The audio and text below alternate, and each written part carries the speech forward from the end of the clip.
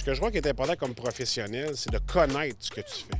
Des fois, j'ai des courtiers, mettons, qui vont venir me voir, ils vont me dire hey, l'adjointe était tout croche, ça n'a pas marché, Ouais. il est arrivé ci, il est arrivé ça. La personne, si tu es correct avec, puis elle sent que toi aussi, tu as son intérêt à cœur, elle va te le rendre. Le premier conseil que je vais donner à n'importe quel courtier, c'est de t'entourer de gens qui réussissent.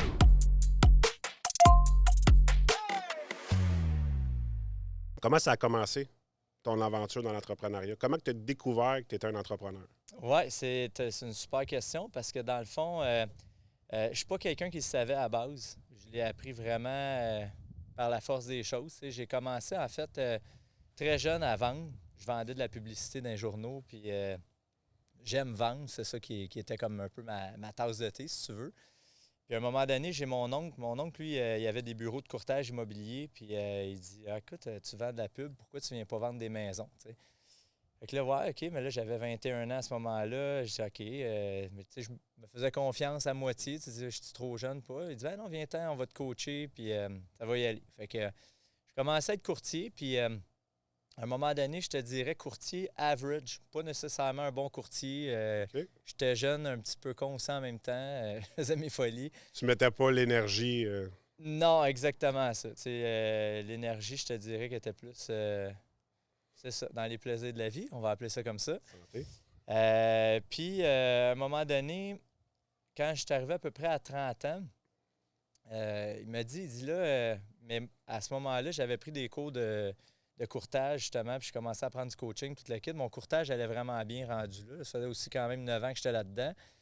Il commençait à se départir de ses bureaux. OK. Il m'a dit, ça te tente-tu d'en racheter un bureau qui était le premier bureau à Verdun? J'ai été nerveux pendant un bout de temps. Parce que là, je suis la personne. Ça implique de coacher les courtiers. Là, je voyais du monde, des fois, qui ont peut-être même des meilleures réussites que moi, qu'il faut que j'aille coacher. Pas sûr. Puis finalement, ben, à un moment donné, je me suis levé un matin, je dis là, je saute à pieds joints. C'est une opportunité de vie, parce que tu n'as pas toujours cette chance-là d'avoir un contact. Là, fait que j'ai décidé de me lancer.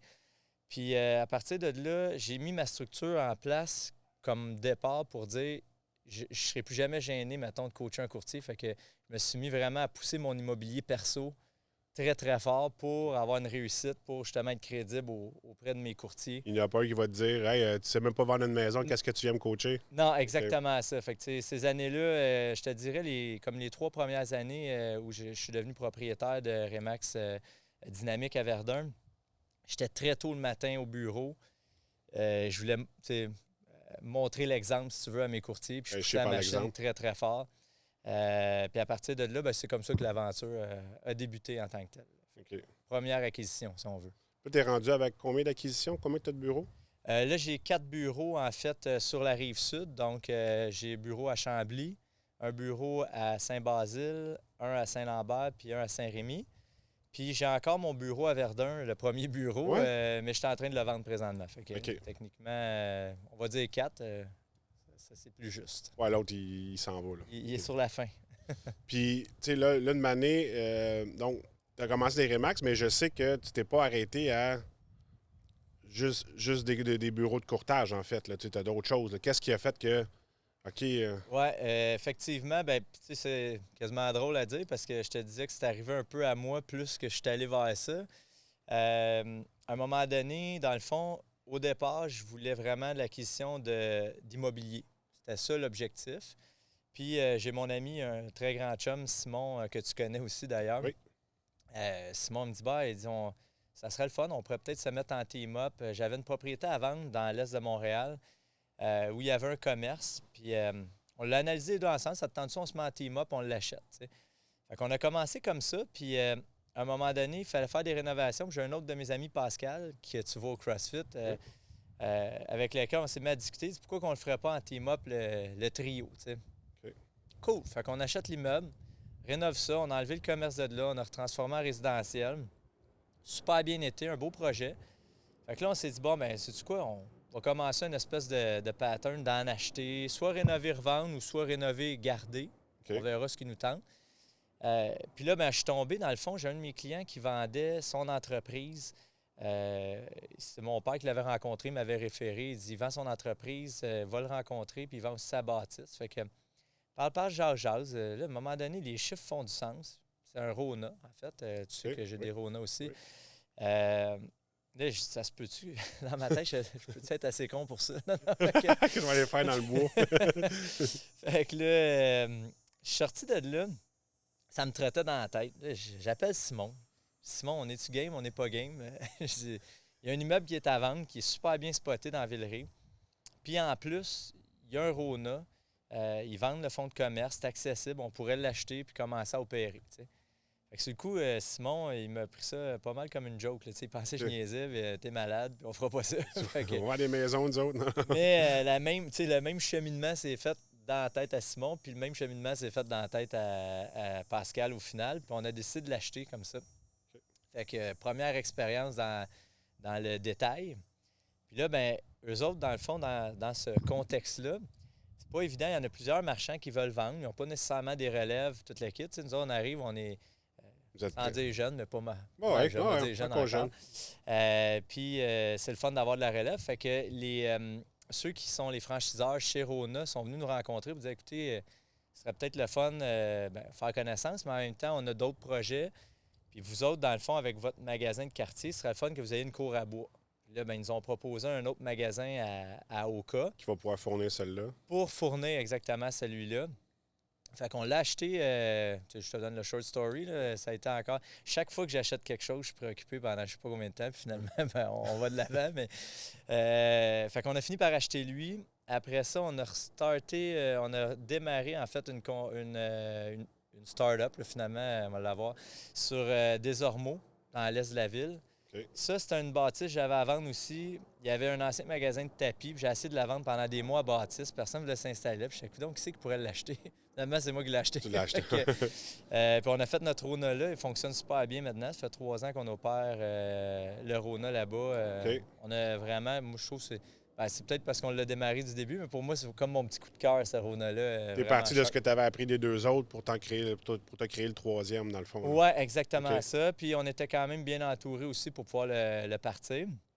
Puis finalement, on a acheté un autre à Marieville également. Fait que là, on est à 4 Rona présentement. OK, t'es rendu à 4, là. Oui, exact. C'était 3, mais le 4e, ou peut-être tu m'en avais parlé. Peut-être parce qu'on en parlait peut-être un peu moins ou whatsoever. Non, mais ça fait un petit bout de temps quand même, j'étais à 4. Dans Marieville, il y a une papeterie, fait que on opère aussi une papeterie à travers ça. Fait que plein d'expériences, le fun, on découvre, comme on dit. Mais comment tu fais pour, tu as plusieurs entreprises, là, tu as 4 agences à gérer, tu as 4 Rona à gérer, et je sais que tu as d'autres projets qui sont sur le feu aussi. Oui. Comment tu arrives à te dédoubler, là, comme on a toutes 40, parce qu'on a toutes 24 heures d'une journée, 7 jours d'une semaine. Comment tu fais? Puis moi, je sais que tu t'entraînes à tous les jours pratiquement, donc ça te prend 1 heure, 2 heures par jour là-dessus, de ton temps. Puis j'ai 3 enfants. Puis, 3 enfants, oui, non. Je l'entends souvent, puis je pense que tu es là-dedans toi aussi, c'est-à-dire que tu as ta famille et toute l'équipe, il faut que tu réussisses à faire tes heures puis à pousser la machine à tenir un équilibre. Je pense que la grosse clé là-dedans, tu as déjà entendu le mot déléguer. Ouais. Mais déléguer, moi, je trouve toujours, des fois, ça fait comme un peu, je délègue, je suis au-dessus de ça, je délègue. C'est pas dans ce sens-là. Plus que je te dirais, j'ai la chance d'être bien entouré.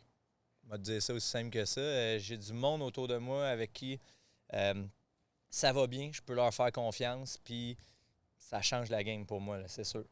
Tu sais que quand tu délègues quelque chose, tu sais que ça va être fait. Ça va être fait dans un délai. Normalement, en tout cas. C'est bon. C'est ça qu'on espère. Mais oui, d'habitude, ça va quand même assez bien. Puis, tu sais, j'ai des personnes clés aussi. Là. C'est sûr que c'est pas tout le monde à qui tu délègues ou tout l'entourage qui est A1. Mais j'ai des joueurs offensifs, on va les appeler comme ça, mais des joueurs clés dans mon entourage avec qui je peux avoir confiance. Puis, tu sais, que je considère même pratiquement des amis. Que quand je donne une instruction, même des fois, j'ai pas besoin de donner l'instruction, ils savent que c'est à faire, puis j'arrive, puis c'est fait. T'sais. Ils sont autonomes, ils sont sur le pilote contrôle. Oui, c'est ça, exact. Mais c'est pas simple, ça se fait graduellement. Mais tu sais, on dit souvent la confiance, ça se mérite, puis ça se vérifie. Oui. Mais comment que tu fais pour, mettons, ton day-to-day, là, comment que tu vérifies ce que tu as délégué ou ce que tu as engendré comme, mettons, travail pour les tâches qu'ils ont à faire? C'est quoi ta routine ou pour dire, OK, j'avais donné ça, as-tu écrit ce que tu avais donné comme tâche? Puis Comment un peu tu procèdes là-dedans? Bien, il y a plusieurs choses. C'est-à-dire que la première des choses, avant même les vérifications, je pense qu'il y a une question d'acceptation. C'est-à-dire que si tu fais la job toi-même, elle est faite à 100 comme tu veux que ça soit fait toi-même. Dès que tu délègues ou tu fais faire la job par quelqu'un d'autre, il faut que tu acceptes qu'il y a peut-être un 20 qui va se perdre. C'est-à-dire que ça va peut-être faire 80 comme toi tu veux ou 70 comme toi tu veux, mais ça ne sera jamais exactement ce que tu recherchais au départ. Puis ça m'a pris quand même... ça, on est allé vite sur le processus des RONA, décider ça, mais quand j'étais courtier, au début, j'ai commencé par juste avoir un adjoint, tu sais. Là, ben, j'avais une personne, mais là, j'étais là, tu sais, ma clientèle vont dire quoi? Ils vont capoter, c'est plus moi, c'est plus exactement, ou beaucoup de préoccupations là-dessus. Puis à un moment donné, ben, il y a une question de mathématiques, là, on parle d'entrepreneuriat, mais je me dis, j'aime-tu mieux avoir 20 dossiers traités à 80 ou 2 dossiers à 100 J'aime mieux 20 dossiers à 80 fait que c'est un peu plate, mais c'est un peu ça. Puis, il y a eu de l'essai-erreur aussi. J'ai commencé avec une première adjointe avec laquelle j'arrivais. Des fois, je faisais des spot check random. Je n'étais pas supposé être là, mais j'arrivais. Puis là, elle n'est plus là. Ben non, elle son est téléphone. en train de jouer à je sais pas quoi. Là, pour te dire que les rendements n'étaient pas là. Puis j'ai quand même été assez chanceux parce que dès mon deuxième essai, je suis tombé sur Stéphane Bouillard, que tu connais. Ça a été mon premier adjoint avec lequel j'ai vraiment... Ça fait un bout que tu es avec lui? Oui, ça fait un bout. Ça fait plusieurs années quand même. Puis Stéphane, dans le fond, il est arrivé à un moment donné. Puis tu sais, moi, dans le fond, dans mes faiblesses, si on veut, je suis un gars qui est vraiment pas organisé dans la vie. Je suis mauvais, là. Vraiment mauvais. Fait que j'ai trouvé du monde pour m'organiser en tant que tel. Mais, pas facile à trouver, moi, te le dire. Ah ouais. Lui, il est arrivé à un moment donné, puis là, je l'engage comme adjoint. Il me dit, qu'est-ce qu'il faut que je fasse? C'est une très bonne question, Stéphane. J'ai aucune idée qu'est-ce qu'il faut que tu fasses. C'est pour ça que je t'ai engagé, parce que je suis pas capable de m'organiser. Fait que, là, on riait les dents ensemble. Fait que, à un moment donné, j'arrive au bureau, puis là, j'arrive pour repartir sur un de mes rendez-vous. Il dit, non, tu t'en vas pas. Je dis, c'est mon employé, je viens de l'engager, puis il me drive ça de même, tu sais. J'ai besoin de ça. Là, il dit, je vais t'organiser. J'ai parlé avec Samé, mon coach d'immobilier, puis là, il dit, je vais te... tu sais. Fait que, en quelque sorte, tu sais, j'ai eu la chance d'avoir quelqu'un de vraiment très organisé qui a pris les devants, de dire, regarde, c'est pas vrai qu'on va y aller au pif, là. On va s'organiser, on va se structurer, puis à partir de là, ça m'a vraiment aidé aussi à comprendre son univers aussi, puis d'avancer après ça, là, tu sais. Okay, parce que tu as trouvé la personne qui est capable de faire ça. Le matin, tu arrives, là, aujourd'hui, il y a ça à faire, puis le reste, ça t'appartient, mettons. Là, ben, tu sais, c'est que... Oui, exact. Hey, là, je sais la base de ce qu'il faut faire pour être payant, mais après ça, tu sais, moi, dès que, mettons, la transaction est faite, là, tu sais, après ça, de faire les rapports de vente, puis ci, puis ça, puis je suis pas organisé. Fait que, il m'a bien encadré là-dessus, je te dirais. Fait que, tu sais, la question d'être entouré de monde, de confiance, c'est peut-être comme ça que c'est venu naturellement avec lui, c'est que je voyais qu'il y avait mon intérêt à cœur. C'est-à-dire, puis même quand je coach les courtiers maintenant, c'est quoi que je recherche chez un adjoint ou chez mon bras, je l'appelle souvent mon bras droit, là, tu sais. Bien, avant même les connaissances, avant même n'importe quoi, tu cherches quelqu'un qui est là parce qu'il a le goût que ça marche pour toi. Personne de cœur. C'est pas évident à trouver ça. Non, c'est pas parce facile. Parce qu'habituellement, tu sais, vu qu'il est employé, pourquoi je vais me faire chier, excusez le langage, là, mais avoir ton intérêt, c'est parce que tout le monde, à la base, on veut notre propre intérêt. Oui, tout à fait. Qui est capable de te démontrer qu'il y a un intérêt pour ton succès. Tu fais comme, ailleurs, tu veux ça dans ta business? Là, Mais, tu sais, dans ce que tu viens de dire, il y a peut-être de quoi, tu dis, tu veux, à la base, ton intérêt. Mais si tu réussis à juste t'enlever de ça, puis d'avoir quand même un intérêt pour son intérêt aussi, parce que Stéphane, je l'aime, puis je veux que ça marche pour lui aussi. Oui. À partir de là, il le sent. Fait que, tu sais, souvent, je ne donnerai pas de nom aujourd'hui, on s'entend, là, mais des fois, j'ai des courtiers, mettons, qui vont venir me voir, ils vont me dire, hey, l'adjointe était tout croche, ça n'a pas marché, il est arrivé ci, il est arrivé ça. Puis là, j'ai le goût, je leur réponds-tu ou je monte un miroir, tu sais? Oui, c'est toi, là. C'est ton reflet de ce que tu y donnes, là. Ouais. Exact, tu sais, c'est qu'à quelque part, on est tous des êtres humains, puis, tu sais, je pense que la personne, si tu es correct avec, puis elle sent que toi aussi, tu as son intérêt à cœur, elle va te le rendre, tu sais. Pas tout le monde. Ça te le rend pas, c'est parce que c'est pas la bonne personne. C'est pas la bonne, exact, c'est en plein ça. Puis c'est pas de sa faute à elle, c'est juste que, tu sais, parce que souvent, tu sais, je n'ai eu des adjointes, là, plusieurs, puis ça n'a pas fonctionné avec tous. Là, j'en ai une, elle est bonne. Mais il y en a d'autres que peut-être que c'était moi le mauvais communicateur aussi au début, à dire je verbalisais peut-être mal ce que j'avais de besoin. Donc, si l'intrant que tu reçois, c'est peut-être parce que ce que tu as donné n'était pas la bonne chose. Ouais, ça m'est arrivé, ça aussi. Puis il y en a d'autres que, dès que tu lui parles, elle parle de ses vacances, elle te parle de son break, elle te parle de OK, mais là, OK, mais j'ai un besoin que tu dois. Ouais, mais moi, ma qualité de vie, oui. Mais c'est tout le temps ça que tu entends parler. Ouais. OK, mais il y a quand même des tâches avant ta qualité de vie. Oui, c'est ça. Tu sais, l'entrepreneur ou le patron pense toujours en tâches, puis l'employé toujours en vacances. Oui, non, c'est C'est quand même un peu normal aussi, je pense. Mais tu as raison, tu sais, puis je fais encore référence à Stéphane, parce que c'est l'exemple qui me vient en tête en ce moment, mais tu sais, il est sharp, Stéphane, pour les fois que j'ai eu à il m'appelle, il est côtoyer. vendredi soir, puis il vient d'avoir une préoccupation, puis il m'appelle, il n'est pas sur ses heures, il n'est pas obligé de le faire, mais il fait pareil, tu sais, puis... mais c'est pas donné à tout le monde. Puis j'en ai dans mon entourage que c'est comme ça aussi. Mais là, j'ai eu une semaine de vacances là, puis ci, puis ça. Mais ça veut pas dire que c'est pas correct non plus. Mais non. Tant que je sens que tu es là pour jouer pour l'équipe. On est en quelque sorte... Il n'y a rien sans l'équipe. T'sais. Ce qui m'amène à te poser la question. Pour toi, est-ce que tu crois au self-made man? L'homme qui s'est fait tout seul et qui n'a pas eu besoin de personne. Oui. La réponse, absolument pas. Okay, si tu veux ma réponse honnête. Puis même, tu sais que dans le fond, dans mes fonctions chez Remax, je coach des courtiers. C'est ça que je fais de ma vie en tant que tel, beaucoup. Première remarque ou premier conseil que je vais donner à n'importe quel courtier, c'est de t'entourer de gens qui réussissent.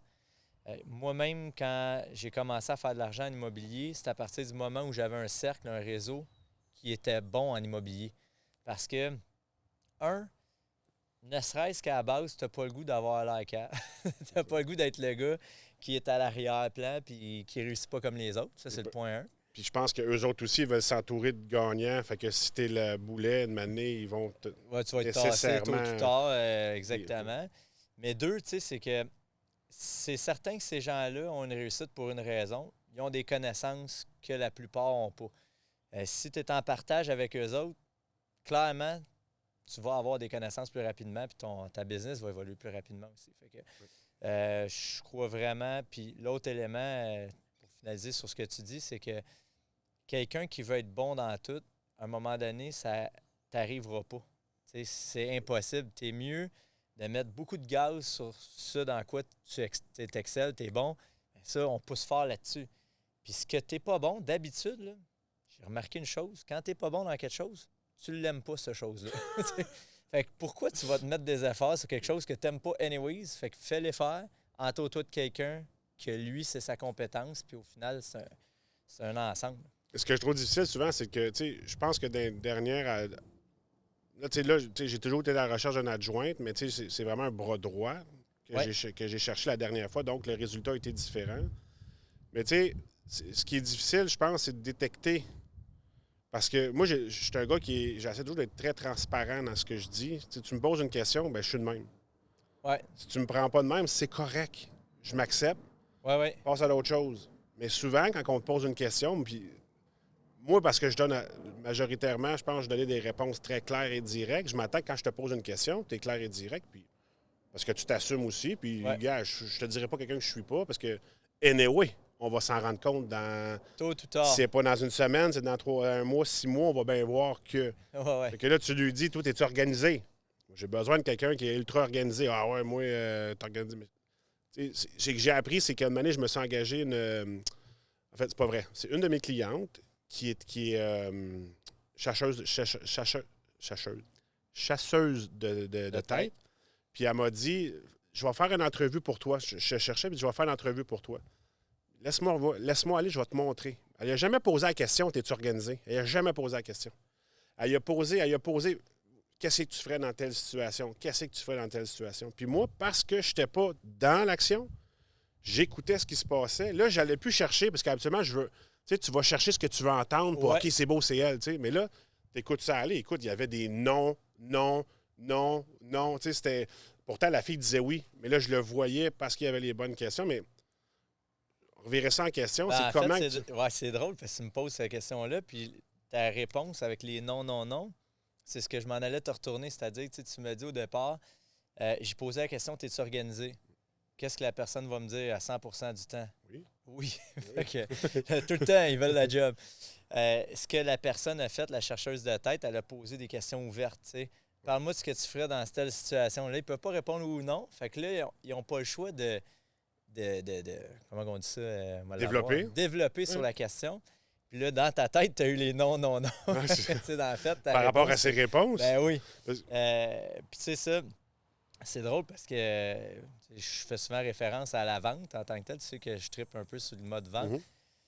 Puis quand je coach les courtiers à faire des appels ou même avec des clients en personne, tu sais, si tu commences à poser des questions, oui ou non, tu t'en vas vers un dead end. Soit ça va passer pour les mauvaises raisons, ou soit ça passera pas, puis tu t'es fait chipper dehors, mais tu n'as pas su pourquoi. C'est ça? T'as pas... Fait que tu sais, toujours de poser, tu sais, ton projet ressemble à quoi? C'est quoi? Tu sais, des questions ouvertes en tant que tel, ça fait parler le monde. Puis d'ailleurs, mon coach immobilier me disait tout le temps, pour te pratiquer à poser des questions ouvertes, la meilleure personne, c'est ta blonde. Pratique-toi avec, elle va être écœurée. Mais pourquoi? Qu'est-ce que tu penses? Là, tu peux orienter tranquillement tes affaires. Mais ça fait une différence aussi dans le. Quand tu parles avec des questions, tu sais, quand tu t'intéresses, tu sais, quand tu fais de la vente, il faut que tu vendes parce que c'est ça qui te fait manger. Ouais. Et quand tu commences dans la vente, tout ce que tu veux, c'est vendre. Tu sais, tu vas aller chercher ton yes. 3 oui de sœur, c'est acheté, puis tu vas aller chercher ta signature parce que c'est ça qui te fait manger.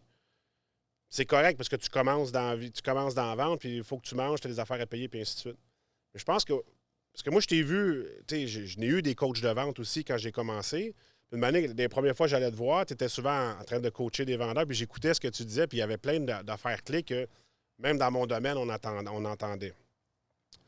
Mais c'est que je me suis rendu compte au fil des années que plus que je m'intéresse, c'est un peu comme à la personne avant de moi. Puis moi, je suis un gars qui m'intéresse aux gens pour vrai. Moi, ça me fait triper. T'écouter parler là, de ton expérience aussi que tu as faite, ça m'a toujours passionné. Ça, j'aime ça. Fait que c'est plus. Tu sais, avant, je le faisais, mais rapide pour essayer d'avoir un oui. À ce temps, j'en fous. Tu sais, le mindset, j'en ai rien à battre. Si tu signes pas avec moi, je m'en fous. Ça me dérange pas. Ça ne changera pas ma journée, ça ne changera pas mon style de vie. Mais j'apprends tellement, puis je suis capable d'aller voir plus loin avec mon client. Puis j'imagine que quand tu vends une maison ou quand tu fais un projet, puis que tu as pris le temps d'aller poser pourquoi il veut déménager, tu le comprends. Il y a du monde qui sont fermés, qui vont rester fermés, puis hey, t'es qui, toi, je vais te donner l'info. C'est correct. Pourquoi là, tu me poses cette question-là, blablabla. Ouais. Ça fait pour ça, des fois, moi, je scripte un petit peu. Là, c'est parce que j'ai besoin de. Moi, surtout en finance, il faut que je te connaisse. Là. Je peux pas te dire n'importe quoi. C'est pas tout le temps. Comment je pourrais dire? C'est pas tout le temps binaire. Là. C'est pas oui, c'est pas non. Ça dépend de toi. Là. Mais tu sais, non, mais c'est ça. Fait que dans le fond, je pense que la question, c'est par rapport à la différence que ça peut faire de s'intéresser à ton client versus, mettons, vendre ton produit. Parce que c'est quand même deux choses différentes. Ouais. Puis, tu sais, l'immobilier, mais dans la vente en général, je trouve que c'est souvent le même principe, c'est-à-dire que c'est un jeu de séduction, entre guillemets. La personne la plus importante dans ta vie après, pas après, la personne la plus importante dans ta vie, c'est toi. Ouais. Après ça, tu as ta femme, tes enfants, ou tes enfants, ta femme, ou les deux ensemble. Mais pour dire que si j'arrive puis je commence à te parler de mes résultats, c'est toi la personne la plus importante dans ta vie. Fait que je suis qui, moi? On s'en fout de moi. Ouais, clairement. Mais par contre, si tu as mis ta maison à vendre, il y a clairement un projet derrière ça. Il y a clairement une raison. Puis si on parle d'une maison, bien, sûrement que la raison est forte. T'sais, c'est un projet qui est fort, qui te tient à cœur, puis ça te fait probablement rêver. Ou si c'est un divorce, ça te fait moins rêver, mais tu as un besoin clair. Ouais. Fait que l'idée là-dedans, c'est qu'il faut que je sois à propos de toi. Pas compliqué, là, tu sais. Puis la même affaire s'applique si je vais chez Aldo acheter des chaussures ou si je vais dans n'importe quelle place où il y a de la vente partout. Ouais. C'est toujours à propos du client. Ça devrait toujours l'être. C'est drôle ce que tu me dis parce que souvent, tu sais, puis même encore là, moi, des fois, quand je suis en entrevue avec un client, je me parle, hey, il n'est pas intéressé à toi. Parce que des fois, tu sais, je vais relate avec des situations que lui a vécues ou quoi que ce soit, puis tu sais, je vais ouais, ça m'étonne, tu sais, mais non. Ouais, parce que je me rends compte souvent qu'il est dans l'émotion, la personne te parle, elle te partage vraiment quelque chose, là, toi, tu vas, comme tu ferais qu'un chum, ou est-ce que tu vas dire, là, tu vas embarquer dans... Moi, il m'est arrivé ça, on est des chums, c'est pas la même affaire, tandis que l'autre, là, tu lui dis, moi, c'est rare que le gars ou le client va embarquer avec toi parce que es là pour répondre à lui puis t'occuper de lui. Fait que souvent, c'est comme, non, qu'on ne dise pas ton anecdote, il n'y en a rien à battre. Non, puis tu sais, surtout, petit exemple de même qui me vient en tête, mais quand il te conte son histoire, pour lui, ça a été quelque chose d'incroyable. Fait que si toi, tu comptes de quoi, c'est plus incroyable encore, tu viens. Ouais, c'est vrai, mais tu t'en vois. C'est vrai. Il faut que le show soit. Le spotlight, là, c'est il est son sur show ton à lui, client, c'est pas le tien, c'est son vrai. show. Ouais. Ok, Non, ben, mais c'est un peu c'est vrai ce que pareil. tu me dis parce que autant que tu veux pas en rajouter, puis moi, je fais attention de ne pas en rajouter, de juste. Non, mais tu as raison parce que tu y enlèves. Toi, tu viens de me le dire. Ouais. T'enlèves Tu enlèves le son. spotlight, son moment. Ouais. C'est vrai que quand tu arrêtes de raconter une histoire dans un groupe, là, tu as toujours le fatigant qui a fait quelque chose de mieux que toi. Oui, il est fatigant. Non, Il est c'est vrai. fatigant. Fait que faut, si c'est toi, cette personne-là, dans ce moment-là, il faut que tu te roules la langue et tu dis OK, Voilà, c'est correct. c'est pas grave. Il y aura Non, mais d'autres tu sais, c'est parce combats. que. Non, mais c'est le réflexe de vouloir être avec le client, puis tu sais, on a une discussion, mais je pense que c'est pas pertinent, tu sais, ni pour lui, parce que dans le fond, c'est à propos de lui toute la discussion. Ouais. Puis toi, que ça t'est arrivé ou non, on n'a rien à battre, là, tu sais. T'as-tu lu, je vais te poser une question, t'as-tu lu le livre, le petit livre d'or de Dale Carnegie? Ça te dit quelque chose?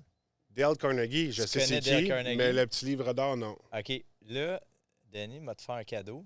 J'en ai des exemplaires chez nous parce que le petit livre d'or, il est à peu près 4 pouces par 4 pouces, OK?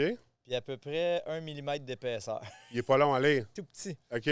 Dans le fond, ce qu'ils ont fait, c'est que ils ont pris un résumé de toutes les grandes lignes ou, mettons, les grandes pensées de ce gars-là OK? dans tous ses livres, puis ils ont résumé dans le petit livre d'or. Tu sais. Fait que c'est plein de citations que je te laisserai lire, mais il y en a une qui vient de me cliquer pendant qu'on parle de ça, qui dit, mettons, toujours laisser croire à l'interlocuteur que l'idée vient de lui. Je comprends. Combien Ouais. de fois qu'on s'estime pour dire hey, c'était mon idée ou tu sais, Ouais. ah non, c'est moi qui ai cette idée-là, mais là, tu es en train de gagner quel combat, on s'en fout. L'idée, si ça elle a permet marché. d'aller à telle place puis que Ouais. ça te fait gagner, laisse-y Ouais. croire que c'est son idée, c'est Ouais. parfait. Mais ça prend une certaine discipline. Oui, ça, ouais, Tu sais, faut que tu sois détaché de ce qui t'arrête de se. Ouais, je comprends ce que tu veux dire. ouais, tu as un portrait clair de l'objectif, c'est d'aller là-bas, puis si ça permet d'y aller, pas grave. Mais tu sais, parce que là, on parle, là, je m'imagine comme un spectateur qui nous écoute parler dans c'est bien deux vendeurs qui essaient de manipuler. Non, non, non, non. Ouais. C'est parce que souvent, ce que les gens ne comprennent pas dans la vente, c'est que, tu sais, toi, tu as parlé avec ton client. Tu as compris son objectif parce que tu lui as posé la question de 4 façons différentes pour t'assurer c'était quoi son objectif. Oui. Moi, dans mon rôle, j'ai une responsabilité de l'emmener qu'est-ce qui est le mieux pour lui. Oui. Puis d'y proposer qu'est-ce qui est Tout le à mieux fait. pour lui. Fait que si j'utilise ce que tu me dis, là, OK, finalement, dans les discussions que j'ai eues avec lui, c'est son idée. C'est ton idée. Parfait. Mais je sais que c'est bon pour toi. Oui, Fait tout que à c'est fait. pas. C'est les pas gens de la vont- manipulation. C'est pas de la manipulation au sens pour mal intentionnée. extorquer ton client. Non. C'est pour l'emmener à faire quelque chose qui est bon pour elle. Tu as tout à fait raison. C'est-à-dire que à un moment donné, puis je l'ai vu combien de fois en carrière, du monde qui n'accepte pas un deal qu'il aurait dû accepter. T'sais, financièrement parlant, ont perdu des sous après. Ça crève le cœur quand tu le vois, pour tout le monde. Et il y a moi, côté commission, tu dis on est des vendeurs, mais ça écœure quand ça arrive. Mais lui, il a perdu 20, 30, 40, 50 000 parce qu'il n'est pas allé de l'avant avec une proposition qui aurait dû aller de l'avant. Fait qu'à partir de là, si tu le sais qu'il faut que ça se passe, si tu as la conviction profonde que ce deal-là doit se passer, je pense que c'est juste d'être bien correct puis de laisser aller les choses. Gars, c'est ton idée, pas de problème, on y va, mais l'important, c'est de se rappeler de l'objectif. Mais tu sais, souvent, là, ça m'arrive, là, tu peux pas. C'est pas tous les gens qui vont vouloir travailler avec toi, OK? Puis c'est correct. Mais tu sais, souvent, quand j'ai fait l'analyse, puis je sais ce que j'ai donné au client, puis tu sais, là, tu vois, là, peut-être que c'est le lien de confiance qui n'est pas là, puis tu peux pas. Le lien de confiance, tu peux pas l'inventer. Il est là ou il n'est pas là. Tu sais, ma responsabilité, moi, c'est d'être sharp dans ce que je fais. Oui. Là, si tu n'as pas confiance en moi, rendu là, j'ai fait ma part. Gars, fais pas affaire avec moi, va faire quelqu'un que ça va mieux passer. Mais je vais te le dire, avec la personne que tu vas aller voir, peu importe, voici ce que tu devrais faire. Selon ce que tu m'as donné comme information, c'est ça qui est le mieux pour toi. Après ça, tu prendras ta décision, ce que tu vas décider d'en faire, mais tu sais, parce que tu as souvent surtout que je travaille beaucoup avec des entrepreneurs. Oui. Puis, un entrepreneur, par définition, c'est quelqu'un qui entreprend, qui aime, que c'est son idée qui est importante. Bien, c'est pas mal dit, mais c'est qui des va gens, aller de l'avant c'est des avec fonceurs, l'idée. fonceurs. Ouais, exact. C'est mon idée, c'est ça que j'ai, c'est le pressentiment, c'est mon Puis je gut fonce. feeling, puis je fonce. Let's go, on y va. Puis souvent, ça devient difficile des fois d'expliquer, non, non, oui, ils font, mais il faut que tu fasses ça. Parce que tout à l'heure, ça va arriver ça. Puis je le sais, ça arrive à des clients qui ne l'ont pas fait, puis ils viennent me voir par après. C'est Ouais, beaucoup plus difficile par après. réorganiser par après qu'en avant. Tu sais, mais c'est pas tout le temps facile. Le défi que j'ai souvent, c'est de me dire, ah ben, je vois des gens à succès comme toi. Je vois des gens, tu sais, je vois beaucoup de gens qui réussissent. Beaucoup de mes clients, c'est des gens à succès. Puis là, je me dis, tu sais, puis je le sais, en te le disant, ça me le pop dans ma tête, c'est, ah, si, mais eux autres, ils réussissent. Ils sont meilleurs. Tu sais, ils ont compris de quoi que j'ai pas compris. Ou, tu sais, Ouais, puis là, on a tout compris de quoi que tout le monde, tu sais, tout le monde a sa compréhension de l'affaire. Là, mais... ouais, mais tu sais, tu penses que les autres, ils le font, les deux doigts dans le nez, puis c'est comme s'il n'y a pas d'effort qui est mis. Mais non. Tu sais, c'est que si. Je me réponds en même temps, là, mais c'est souvent, je me dis, ah, si je suis pas bon, parce que je suis pas rendu à telle place, puis parce que ça fonctionne pas comme c'est censé fonctionner. Mais après avoir trouvé comment que ça va fonctionner, je sais que ça va marcher parce que je suis un gars de même, tu sais, je veux que ça fonctionne, mais Ouais. l'erreur que je vais tout le temps faire, puis je pense qu'il faut que je me ramène au moins une fois par semaine, hey, tous ceux qui sont en réussite, ils ont leur propre défi aussi. Puis ils ont à tous les jours, le défi d'un entrepreneur, c'est de trouver une solution à quelque chose qui ne fonctionne pas, en fait. Là. Tout à fait. Puis, tu sais, en fait, c'est pas compliqué. Je pense qu'il différencie l'entrepreneur, puis tu es là-dedans. En fait, là, tu sais, c'est j'ai un embûche, j'arrête ou j'ai un embûche, puis je trouve des solutions pour continuer à avancer ou je tire profit de cette situation-là. C'est là où ce que ça. Tu sais, chaque jour, il va y avoir des défis. Comme là, il y a eu les taux d'intérêt qui ont monté. On a une Encore année aujourd'hui. très, très particulière. Tu sais que j'ai un projet Oui. de Valleyfield qui il a carrément changé. qui a changé de vocation. Puis je pense qu'au final, ça va être très, très profitable puis très cool. Oui. Peut-être même la meilleure nouvelle qu'on a eue. Sauf que j'ai passé combien de nuits allégées, qu'on va dire, ou de périodes où ce que j'étais stressé. Tu dis, coudonc, il va arriver quoi? Puis, tu sais, il y a des morceaux qui sortent à chaque jour. Puis, Mais tu te remets-tu en doute dans ces situations-là? chaque projet que j'ai pris, avec lequel il y en a qui n'ont pas tous été aussi wow que j'aurais aimé, mais à chaque projet, j'ai toujours une petite voix qui me dit faut que tu y ailles, puis j'ai toujours une petite voix qui me dit fais attention. Tu sais. On Ouais. a toute cette voix-là. Peu importe le projet. Fait que dès que ça marche pas, j'aurais dû écouter ma petite voix qui me disait fais attention. Puis dès que ça marche, j'ai été chanceux.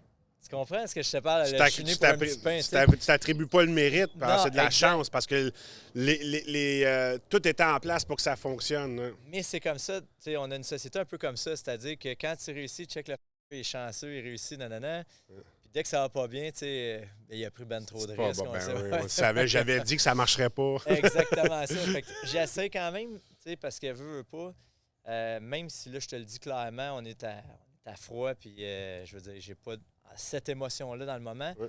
Mais une fois de temps en temps, j'ai une soirée chez nous, je file pas bien, puis là, je vais passer une nuit de chenoute parce que je suis dans l'anxiété, puis là, je me dis, aïe, aïe, aïe, ça n'a pas bien été, puis c'est pas le fun à vivre. Puis à date, les entrepreneurs que je connais, je pense qu'on vit tout ça, en quelque sorte. Mais j'essaie de me parler, de me dire, tu sais, regarde, c'était normal que tu aies cette voix-là, justement, de dire, j'ai pris un risque, puis c'est quoi le pire? C'est quoi le pire qui peut arriver? Avant de prendre une décision, Ouais, c'est quoi le pire qui peut arriver? Le pire qui ouais. va arriver, c'est ça. Puis à partir de là, mais regarde, tu sais, je sais comment faire des sous, je sais comment entreprendre, je vais recommencer au pire. Le pire qui va arriver, c'est que je vais recommencer. Fait que, à partir de là, on avance, puis d'attitude, mais c'est simplement dit, des fois, ça passe pas facilement de même. Non, non, mais c'est vrai, parce que, tu sais, souvent, tu te remets en doute, puis t'es comme, je l'ai pas. Tu sais, tu regardes, puis tu sais, mettons, dans mon domaine, je regarde d'autres gros cabinets, puis tu te dis, ouais, mais les autres, crème, ils l'ont facile. Mais là, en même temps, ils l'ont facile. Non, mais attends, là, les défis que je vis, là, Ouais. ils les ont vécus ou ils y vivent encore. Ah ouais. C'est juste que ce qui paraît, puis ce qui est normal, faut pas que ça va bien. Mais à l'interne, tu sais, comme. Ouais, Ben, tu sais, puis tu me fais penser à de quoi, à un moment donné, parce que je pense qu'il y a beaucoup de la perception là-dedans, tout le temps. C'est souvent une question de perception. Il y a je ne donnerai pas de nom, mais un des géants quand même de l'immobilier, un des gros au niveau des parcs immobiliers au Québec. Quand il est arrivé les hausses de taux, Valleyfield par exemple, Oui. on est allé rencontrer plusieurs joueurs dans l'industrie pour savoir c'est quoi les solutions, qu'est-ce qu'on va faire, puis il y a y a-tu de quoi qu'on peut penser? C'est-tu des gens qui partagent l'information ou que tu achètes l'information? Non, dans ce cas-ci, j'ai eu des partages. Puis on a eu, en fait, puis ça me fait penser un peu, là, si je fais un parallèle à des périodes de crise, mettons, tu sais, whatsoever, COVID, guerre, whatever quoi, tu sais, dans la période de crise, les gens échangent. Mais là, pour les entrepreneurs, c'était une période de crise. Fait que les gens étaient... Ils se sont mis à dire, OK. ouverts, puis là, à un moment donné, ben, je parle avec cette personne-là qui est très haut placée, qui me dit, nous autres, on a 150 employés, puis là, les taux viennent de monter, les mises en chantier sont à l'arrêt. Les taux sur chacun de nos projets sont plus hauts. Il faut qu'on débourse tant de plus par affaire. Il nous manque en cash flow un montant X par mois. On n'arrive plus. Puis, à l'heure où on se parle, ils sont encore là, puis je suis sûr que ça va quand même bien. Ma perception, si j'avais pas ces informations-là, serait qu'ils sont malades, ils ont été... Ils sont encore capables, les grues sont encore là. Puis... Mais je sais qu'ils ont eu leur défi comme nous autres. Puis leur défi, c'est quoi? Il était probablement bien plus grand que le nôtre parce qu'ils ont plus de volume. Sauf que, ben c'est ça, ils ont plus de volume, mais ils ont aussi plus de ressources, puis ils sont habitués, puis ils ont foncé, puis à un moment donné, tu fais avec ce que tu as, là, tu sais. Mais je pense qu'il ne faut pas s'arrêter avec la peur. La peur, c'est la pire affaire de l'entrepreneur. Ouais. Ça t'empêche, ben ça brouille ton esprit. Ça brouille ton esprit à savoir c'est quel type de décision tu vas aller prendre. Ah, si je fais ci, tu penses plus mathématiques, tu as assez de... Tu as raison. Je pense que la peur, c'est ce qui nous paralyse tous. Puis... C'est le pire frein, puis... Puis t'es pas dans l'action. Quelqu'un qui... Ben pas quelqu'un, là, tu sais, c'est pas dans le jugement du tout, là. Je veux pas être là-dedans, puis au pire, on le coupera. Mais, tu sais, quelqu'un qui est salarié, qui envie l'entrepreneuriat, parce que tu peux être salarié et être très bien, mais il y en a beaucoup, ces réseaux sociaux de ça. Là. Il y en a beaucoup qui sont salariés, qui envient l'entrepreneuriat, mais malheureusement, le facteur qui revient d'habitude, c'est la peur. T'sais. Pourquoi tu es là? D'abord, si tu as le goût d'être entrepreneur, si tu as le goût de foncer, qu'est-ce qui t'empêche de le faire? Je suis convaincu que si chacun de ces personnes-là ont des bonnes idées, ils ont probablement eu plein de fois des moments où ils disent il faudrait que j'aille là-dedans puis je ferais de l'argent, mais ils le font pas parce qu'ils ont peur. C'est vrai. C'est un peu comme j'ai parlé dernièrement des prisons dorées. Tu sais, les gens qui ont des grosses jobs dans des gouvernements, c'est incroyable les conditions de travail que tu as au gouvernement. Tu as un fonds de pension, tu es attaché. C'est correct, si tu aimes ce que tu fais, reste là. Ouais, tu vas changer. Mais tu sais, des fois, il y a des gens qui sont pas bien dans ce qu'ils font, puis par peur de manquer de sous, par peur de tu sais pas ce qui va arriver, bien, tu vas rester dans ta zone de confort. Puis ça, c'est une autre affaire qu'on pourrait, je pense, tu dois en parler souvent dans les zones de confort. Mais on n'y bouge pas. Ils sont OK, je vais rien faire. Puis tu sais, moi, la peur de la peur, faut pas avoir peur de la peur. Puis il y a des chums qui pourraient rire de moi là-dessus. Là. T'as peur de la peur, en tout cas, peu importe. J'ai mon chum qui m'a appelé hier, j'ai ça en tête. Là, c'est que, tu sais, je pense que la peur vient à ça. On entend souvent que pour un entrepreneur qui réussit, tu en as 5 qui se sont plantés en arrière. Oui. Puis tu veux pas être un des 5. Parce qu'un des 5, souvent, il y en a qui vont tout perdre. Ils vont perdre leur maison, ils vont hypothéquer, ils vont aimer leur famille dans la rue parce qu'ils ont cru à un projet. Puis là, je me dis toujours, c'est sûr que la conjoncture économique, tu n'as pas le contrôle dessus. Ouais. Elle te pète d'en face ou as-tu réussi à la voir venir ou pas? Là, ça, je pense que c'est faut que tu aies des facteurs externes que tu peux pas contrôler. La COVID, personne ne l'a vu venir. Non, exact. Genre, ça va arriver, ça nous arrive, Pow! OK, c'est vrai. C'est comme... Puis, tu sais, l'autre affaire, puis ça, j'ai pas la réponse, on y va pas se jaser de même, mais la réalité d'un entrepreneur sur 5 ou sur 7, moi, j'avais entendu souvent 7 ou whatsoever, là, qui va réussir, puis les autres vont faire faillite, admettons. Ouais. Cette réalité-là vient de où? J'aimerais avoir la source de ça. Parce que je l'entends souvent. souvent c'est quoi les stats réels? Hein? Puis 2, tu sais, c'est que je pense qu'il faut quand même démêler les affaires parce que si, admettons, comme entrepreneur, j'ai 20 compagnies. Là-dessus, j'en ai une quinzaine que c'est des coquilles qu'à un moment donné, j'ai fermées, qui n'ont pas fonctionné. Mais j'en ai 5 qui fonctionnent très, très bien. Mais si je suis un gars qui fait des stats, admettons que je ne suis pas dans les compagnies, je fais les stats de ça, bien, je vais analyser qu'il y en a 15 qui n'ont pas fonctionné puis qu'il y en a 5. Tu comprends-tu? Je comprends ce que tu veux dire. Fait que, à partir de là, c'est-tu vraiment vrai que la majorité tombe ou c'est juste une question qu'au livre, quand on regarde les compagnies, il y en a une gang qui ne fonctionne pas? Moi, j'en ai une gang qui n'ont pas fonctionné, des compagnies, mais mon objectif, c'était même pas tant de les faire fonctionner, c'est des coquilles qui ont servi à des choses, tu sais. Je comprends. Il y a comme une nuance que j'aimerais. En tout cas, ça aurait peut-être le mérite. Non, de je comprends. clarifier. Parce que, tu sais, mettons, je me remets loin au cégep. C'était pas entrepreneur, il parlait plus de la restauration. Tu sais, il disait que pour 10 idées de restaurant, il y en a une qui sort. Ouais. Puis pour une qui sort, il y en a deux debout. Il y en a une debout sur 5 après 2 ans, je pense, une affaire de même. Ouais. Tu sais, mais je comprends ce que tu veux dire. Quand tu regardes les stats chiffre pour chiffre, tu sais pas ce qui s'est passé, tu sais pas ce qui est arrivé. Puis, tu sais, je pense que si tu t'accroches, moi, je suis de la. C'est facile à dire dans un pays qui n'a pas de guerre, qui n'est pas en guerre, que, tu sais, ça, quand ça arrive, tu n'as pas de contrôle là-dessus, ou tu vis dans une. Mais mettons que dans notre réalité à nous autres, il y a comme l'échec. Pour moi, l'échec, je ne sais pas pourquoi, c'est quoi pour toi l'échec. Autant que à certains moments, je vais penser que j'ai un échec, mais en réalité, tant que tu n'abandonnes pas, tu n'as pas échoué. Non, exact. Tu es toujours dans le processus de ta réussite de faire ce que tu as besoin de faire. Je sais pas.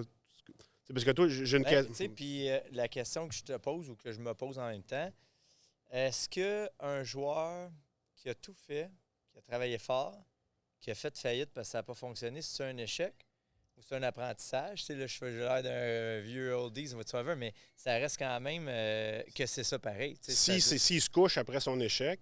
Oui, s'il se couche après l'échec, c'est vraiment un échec. Ouais. C'est ça. Mais s'il décide, Gillette, George Gillette, il a acheté le Canadien après 3 faillites. Il la connaissait à trail. Tu prendrais-tu la place de George Gillette? Non. Mais quand tu y parles, après coup, oui. Oui, c'est ça. Why not? Moi, d'en faire 3 faillites, moi, c'est pas un stress. Il a fait une fortune avec le Canadien. C'est le chemin qui mène là. Tu apprends plein de choses. Puis, il y a des fois où financièrement ou stratégiquement parlant, c'est peut-être mieux de faire faillite sur telle compagnie puis d'avancer le reste des compagnies que, tu sais, c'est-à-dire diriger ton temps là-dessus qui finalement n'est pas payant. De s'acharner sur de quoi qui n'a pas rapport. Fait que, pour ça qu'en tout cas, pour moi, la statistique de 1 sur 5, je comprends. Je pense pas que c'est tous les entrepreneurs qui fonctionnent. Ceci dit, je pense que c'est une majorité qui vont partir des choses qui ne marcheront pas. Mais il reste quand même que il faut quand même avoir une certaine nuance là-dedans, je pense. Pour revenir à la réalité de l'immobilier, là, moi, j'ai fait beaucoup de vidéos sur l'immobilier. Ouais. J'expliquais, je vais te la poser la question. Pour toi, ta résidence principale, tu es un multi-investisseur, multi-entrepreneur. Ouais. Ta résidence principale, est-ce que c'est un investissement? Ma résidence principale, c'est un bien-être. C'est pas un investissement.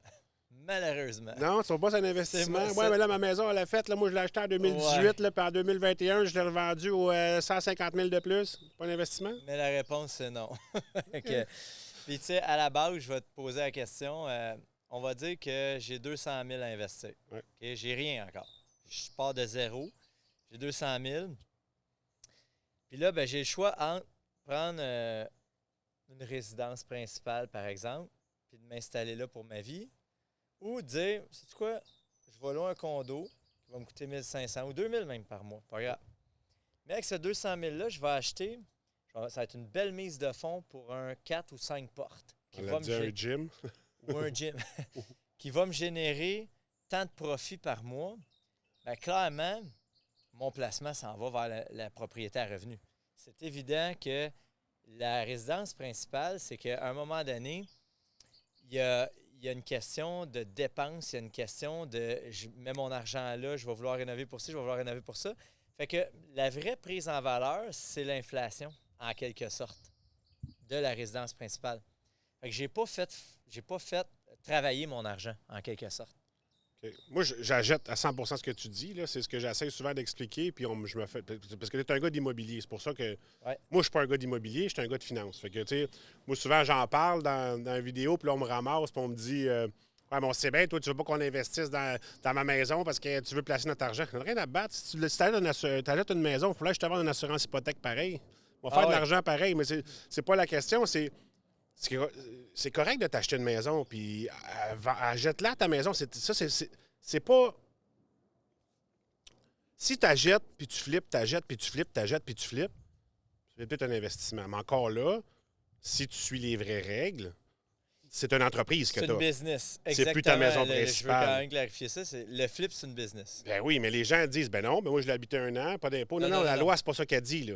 Non, là, ils ont mis une obligation. Il faut que tu l'habites 1 an, sinon tu es imposé à 100 sur le profit. Mais avant ça, là, c'était quand même, tu étais censé payer ton gain en capital. Aussi, c'était un revenu de business. Ouais. Ça fait 8 fois que tu fais un flip en 5 ans. Il fallait que tu payes là, ton plus-value. Mais c'est des Mais là, temps, on les parle gens. de quelqu'un qui se part comme une entreprise, en quelque sorte. Pour moi, c'est une entreprise. Tout à fait. C'est pas la même affaire que tu habites cette maison-là, puis que là, tu vas vivre dedans, puis que, bon, ben je veux un spa ou je veux la peinturer de telle. Tu vas la mettre à ton goût parce que tu vis dedans. C'est pas. Tu sais, je sais pas, peut-être ça t'arrive pas, mais moi, ça m'arrive. En tout cas, mes amis, j'ai eu tel problème sur ma maison cette année. J'ai eu tel problème. En fait, la réalité, c'est que Il y a tout le temps des il y problèmes. a tout le temps quelque chose. Puis si tu calcules ton montant, de plus-value de l'inflation, moins ce que tu as dépensé pour, là, c'est de la boîte. Là. C'est pas. Je pense que c'est une grosse obligation d'épargne.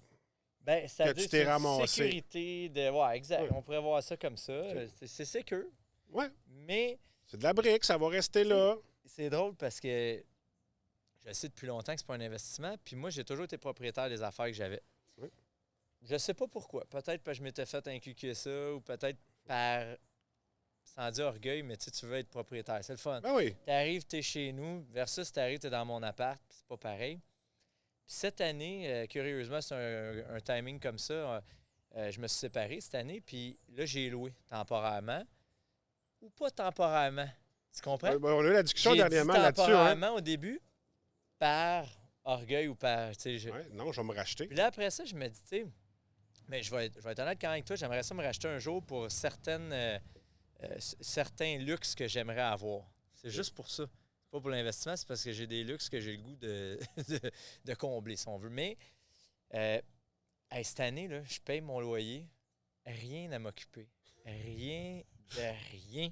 Il y a de quoi qui J'ai mes brise. bâtisses qui continuent à... Tu sais, curieusement, je suis propriétaire. Je suis encore propriétaire, mais je suis propriétaire de bâtisses à revenus. Mais ma maison principale, je loue. Puis c'est pas merveilleux, c'est bien merveilleux. C'est pas compliqué. Mais ça, tu loues une maison ou tu loues un Ouais, appart? je loue une maison. Tu loues une maison. Mais Ouais. ça te coûte pas plus cher la louer que si tu l'avais à toi? Pas tant, parce que là, si on parle de cette année, c'est contextuel qu'avec le taux d'intérêt, Oui. je calculais pour m'acheter une maison d'à peu près 600-700 000, mettons. OK.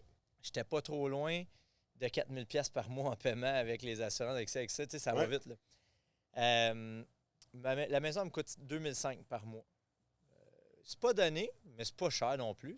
C'est une maison de la même valeur que tu voulais? Ou? À peu près. OK. Fait que, tu sais, pour moi, parce que la personne qui me loue ça a une hypothèque plus basse. Je veux dire, ça fait longtemps que c'est. Pour lui, ça fait l'affaire. Ça fait, couvre les elle a frais, fait en etc. masse d'argent parce qu'elle a une petite hypothèque. Ouais. Puis toi, t'es... Puis de trouver quelqu'un qui veut payer ça, c'est pas si simple pour lui. Fait que pour moi, c'était parfait. Fait que ça me coûte 2005, je suis all-in, j'ai pas rien à payer, rien. Ah, mais tu payes sa maison. Ouais, so what? Il n'y a pas de trouble là. Aucun problème. OK, c'est bon. Hey, écoute, je l'ai dit, je me suis fait ramasser de tout bord, de tout côté, man, quand j'ai parlé de ça. Puis j'ai fait exactement le calcul. J'ai pris une maison, je pense que c'est 400 000 de base. Voici l'hypothèque. Tu mets un 25 000 de mise de fonds. C'est juste, mettons, c'était 20 000 de mise de fonds, tu mets le 5 de base. Puis là, je disais, tu sais, je sais, j'ai une maison neuve que j'ai bâtie en 2014. Ouais. Puis là, je dis, mettons, je me dépense 2500 d'entretien par année. Je me fais ramasser encore. Ça fait 4 mois de ça. Voyons, une maison neuve, avant 15 ans, t'as pas une scène à mettre là-dessus. T'habites où? Le bois craque. Il y a des affaires. J'entends déjà du monde dire, ouais, mais c'est bien que tu l'as bâti, c'est pour ça que ça craque. Mais non, mais pour de vrai, il y a toujours quelque chose. Le sol gèle, dégèle. Il y a quelque chose qui arrive. C'est juste ça, là. C'est à part d'autres bébelles que tu as à faire, de l'entretien, le ci, le ça, ça va vite. C'est du luxe. Je n'étais pas obligé d'avoir ça. C'est que tu as le goût d'avoir une qualité de vie. Puis ça, ceci dit, je respecte tout le monde qui sont propriétaires. C'est le fun. Puis une chance parce que je te dis pas. Mais non, mais je te dis pas de pas être propriétaire. Il faut juste faut que ton mindset soit pas. Il y a du monde qui m'appelle. Tu sais, Denis, je veux bâtir mon parc immobilier. OK, good. Comment qu'on fait? OK. T'as-tu la mise de fonds? C'est quoi le projet que tu veux? C'est quoi la maison? C'est quoi le type de triplex? T'as-tu commencé à magasiner ce que tu recherchais? Regardes-tu le nombre de revenus? T'as-tu regardé les taux de... Parce que je peux bien te monter une planification financière que tu me dis que tu vas acheter un immeuble aux 2 ans, mais il faut que tu me donnes ton range de prix. Puis te dire comment ça va fonctionner. Puis tu sais, en ce moment, je sais pas. Je suis sûr qu'il y en a qui se vendent, mais je veux pas... parce que je suis pas un gars d'immobilier. Je veux juste te poser la question. Y a-t-il encore des bons deals en ce moment dans l'immobilier, dans le multilogement pour venir faire des sous? Là? Bon, il y a plusieurs réponses à ta question. Okay. Si je regarde juste froidement le marché, ma première réponse réflexe serait comme pas vraiment. Après ça, si je travaille là-dessus, puis j'ai une business de ça, puis que je dédie du temps à trouver des deals, il y en a des deals. Tu sais, il y a eu des deals, il y en a, puis il va en avoir. Un de mes collègues de travail qui disait la cantine à deal, elle passe tous les jours. C'est pas méchant. Tu sais, c'est-à-dire. Ça, c'est que ton cerveau, il est mindset. Faut que je vérifie son. Il faut que tu sois ouvert au deal. À la chance qu'on appelle. Puis créatif, tu sais, c'est-à-dire, est-ce que tu vas savoir quoi faire avec? Est-ce que tu as une façon de tourner? Fait que c'est sûr que quelqu'un qui a une bonne idée, aujourd'hui, il y a des deals. Ça, c'est sûr. Mais il faut que tu ailles tout ce qui vient avec. Tu sais. Je me posais une question parce que tu me parles, tu sais, je pense que par rapport à l'investissement, je pense que la notion de sécurité, on en parlait tantôt, versus investissement devrait être clarifiée. C'est-à-dire maison plus sécuritaire, plus. C'est ton foyer, c'est ton toit. Un coup que c'est payé, tu as un toit sur la tête de payer. Exactement, mais je ne suis pas dans le domaine de l'investissement du tout, à mon sens. Fait que ça pourrait peut-être être de l'enseignement qui pourrait être à un moment donné intéressant d'avoir chez le monde. Parce qu'un jeune qui se part, je vais te laisser terminer ton idée, excuse-moi. Non, vas-y. Un jeune qui se part, là, mettons, là, tu as un jeune qui dit hey, moi, je veux me lancer dans l'immobilier. Là. Moi, je veux. OK, il a 21 ans, 22 ans, puis il est à son affaire, là, puis il fait de l'argent. Il a compris que lui, à 21 ans, là, toutes les portes étaient ouvertes parce que tout le monde le voulait. Ouais. Fait que je sais pas ce que tu sais faire, tu es bon dans ce que tu fais, viens ici, je te paye, puis moi, bien te payer parce que je te veux. C'est ça qu'ils ont comme. En tout cas, en ce moment. Là. Ouais. Qu'est-ce que tu lui conseilles de faire? Mettons, là, il veut faire de l'immobilier. Il s'achète sa maison principale ou. OK, mais là, j'ai un peu la même règle que tantôt. Premièrement, si tu as de l'argent, t'es mieux d'investir sur du multiporte que sur une porte en tant que telle. Par contre, je vais quand même mettre un bémol, parce que là, tu m'as dit 21 ans. C'est jeune, ouais. 21 ans, il peut déménager 3-4 fois. Je suis quand même d'accord que si ta business, pas ma maison principale, ma business est de faire du flip puis de pouvoir rester un an dedans, puis j'ai 21 ans, c'est pas méchant. Oui, je comprends. Écoute, tu te casses les dents, ou en tout cas, tu te fais les dents, on va dire ça comme ça, de façon intelligente, c'est-à-dire que tu apprends comment marchent les flips, tu apprends comment vaut une rénovation de cuisine, une rénovation de salle de bain, whatsoever. Tu revends dans un an plus tard, ton gain capital n'est pas imposé, tu le fais une couple de fois, le temps de builder un certain portefeuille. Prendre ton expérience. Oui. Prendre ton expérience. Puis l'autre affaire, c'est que pourquoi c'est pas un investissement puis que c'est une sécurité? Il y a une règle d'or, c'est que dès que tu n'es pas à risque, c'est de la sécurité. Sinon, ça va être de l'investissement. Fait une maison, une porte, une affaire gérée, tu n'es pas à risque. Ou à peu près pas à risque. Fait que c'est pas de l'investissement, c'est de la sécurité. Pour un gars de 21 ans, c'est cool. Là, tu pars, tu fais 2-3 projets, puis après ça, mets-toi à risque comme tu veux. Entoure-toi de banquiers, d'architectes, puis de monde qui ont du sens. Mais maison principale, tu sais, c'est parce qu'il y a eu le. Tu sais, moi, je l'ai analysé, je l'ai regardé, là, tu sais. Je vais toujours me souvenir, quand j'ai commencé à me rendre compte de l'immobilier, là, moi, j'ai une technique administrative. J'ai commencé par une technique administrative en finance. Puis j'avais vu, c'était même pas. Le pire, c'est que c'est même pas un méco de finance, c'est mon prof de tourisme qui nous avait expliqué le marché immobilier. Il disait que c'était aux 7 ans, la courbe. Je ne sais plus si c'est aussi vrai que c'était. C'est encore ça qui est dit, mais continue. Ça a fini toujours par remonter, là. Puis moi, je me souviens, il y avait un de mes oncles. Écoute, moi, dans ma tête, puisqu'on était en appartement avec mes parents, il y avait un château. Il y avait un cottage. Il y avait un étage en haut, il y avait un rez-de-chaussée, puis il y avait un sous-sol où les cousins et cousines, il y avait une table de ping-pong. Moi, c'était millionnaire, eux autres. Là. Ouais. Une année, j'avais compris, j'avais entendu à travers les branches, puis ça, c'est avant le cégep, là, que ça valait 120 000 à peu près. Là. Ouais. Okay? Puis là, j'ai entendu ce que mon prof avait dit, puis là, 2-3 ans plus tard, puis là, j'ai fait OK. Puis là, j'avais vu quelqu'un de mon entourage s'acheter une autre maison que je considérais une comparativement à l'autre que j'avais vu, que je faisais, aïe, 50 000 de plus cher. Je fais, non, ça marche pas. OK, le marché est rendu là. Cette même personne-là que la maison dans ma tête, je faisais, aïe, ça n'a aucun sens. Ça n'a aucun sens qu'elle a vendu 7 ans plus tard au double de ce qu'elle avait acheté. Ouais. Je disais, voyons, Caroline, là, tu sais. Là, je repensais à lui. Je disais, mais il me disait que c'était une courbe. Là, à date, mais je pense qu'il y a eu une interrelation entre cette époque-là, que les taux d'intérêt étaient à 7,5 les années 90 à peu près. Ça a toujours, depuis ce temps-là, descendu jusqu'à atteindre son point culminant. Ouais. Sous Harper à 0,25, il a remonté ça, puis il a redescendu ça à 0,25 pendant la COVID. Là. Puis là, les maisons ont... c'est que les gens, parce que souvent, c'est que c'est un investissement, puis quand tu pars dans l'immobilier, ben je vais prendre la plus-value de ma maison puis l'investir. Ça, si tu fais ça, ça reste là. Tu t'en sers de levier, mais ta maison en tant que telle reste une obligation, puis un lieu de résidence. Tu peux te servir après ça de ta maison comme levier puis faire plein de choses avec. Je me suis quand même posé la question, tu sais, parce que effectivement, là, nos parents, whatsoever, puis même, peut-être toi, tu l'as vécu aussi, parce que là, tu me parles de 120 000 comme prix de maison. T'es vieux, toi aussi. Non, on a le même âge. On a un an différent. Ouais. Mais, j'ai juste plus de blanc que toi. on a vu, puis nos parents ont vu des taux même encore jusqu'à 22 %. On se fait souvent dire des histoires de même.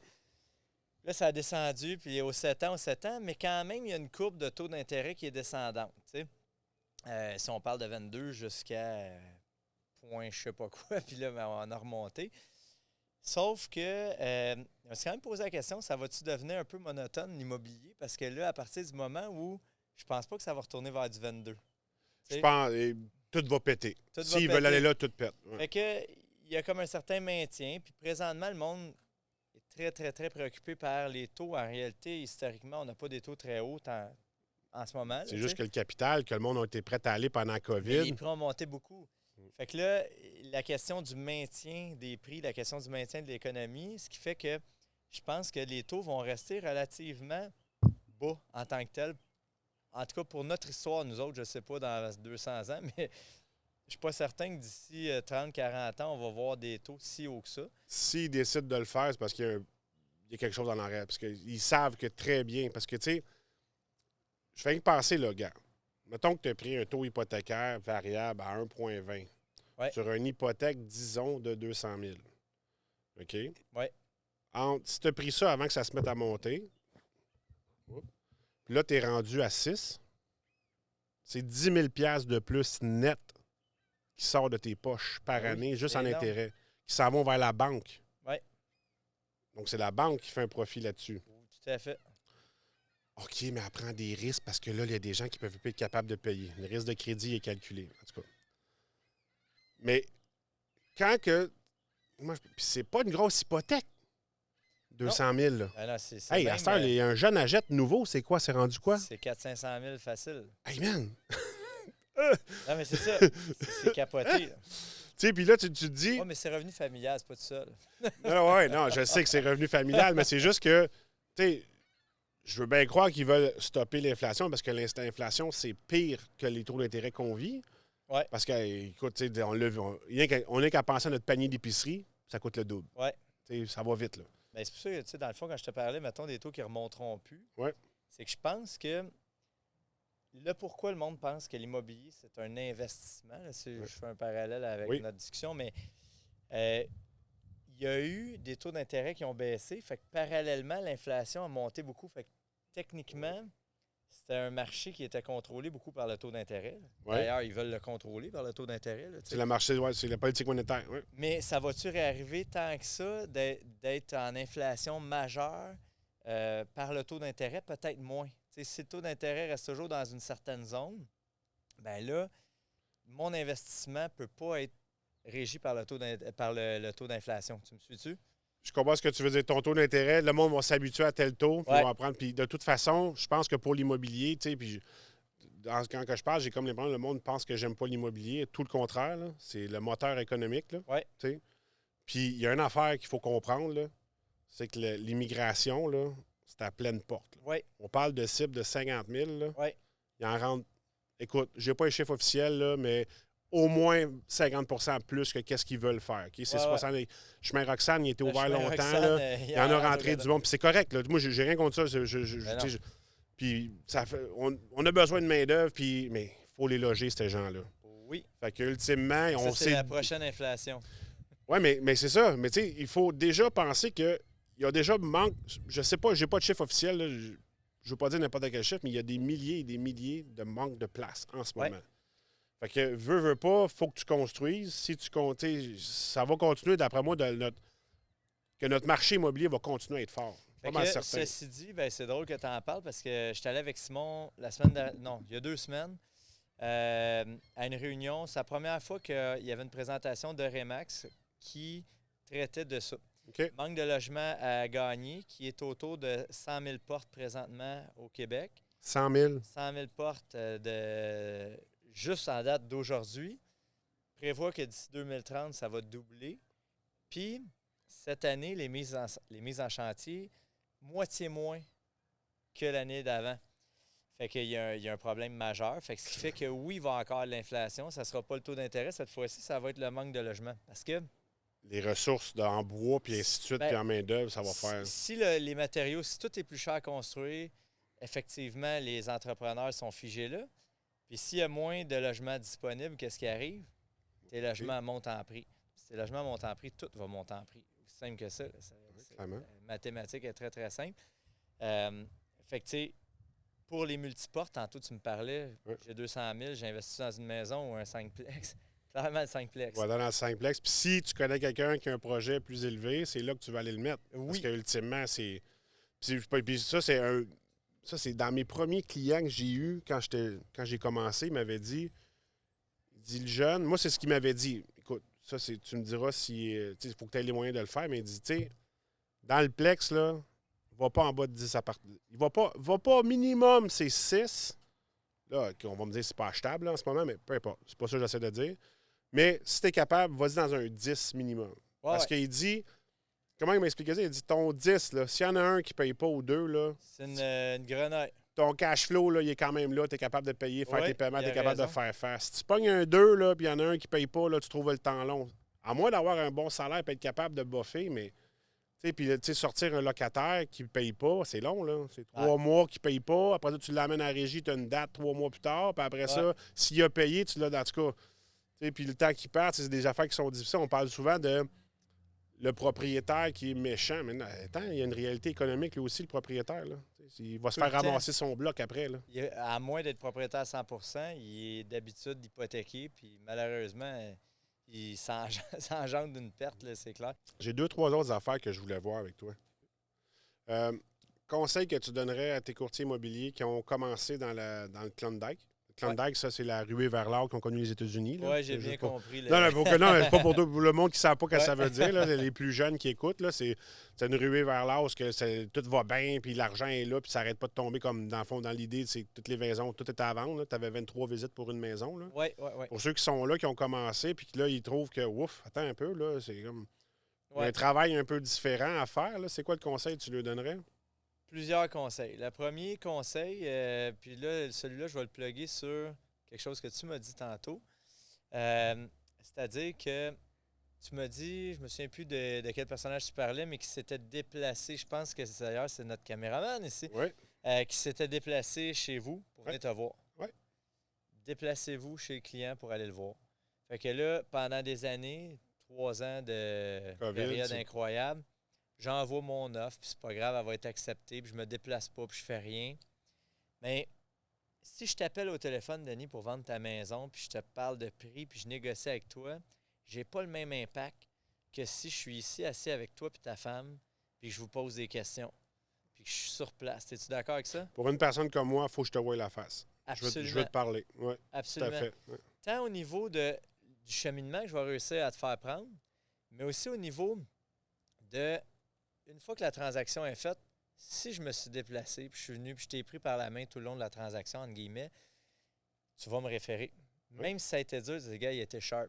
Il était là avec nous autres, il nous a accompagnés, il nous a rassurés dans le moment où c'était le temps de nous rassurer. Quand je l'ai appelé, il m'a rappelé. Exact. Si j'ai juste été au téléphone, là, facilement, tu vas me flusher. Dans un premier temps, facilement, c'est le prix ne correspondra pas à ton attente. Non. Dans le marché actuel, le prix va t'écœurer, va te faire grincer les dents. Parce que les maisons sont chères. Oui, absolument. Ouais.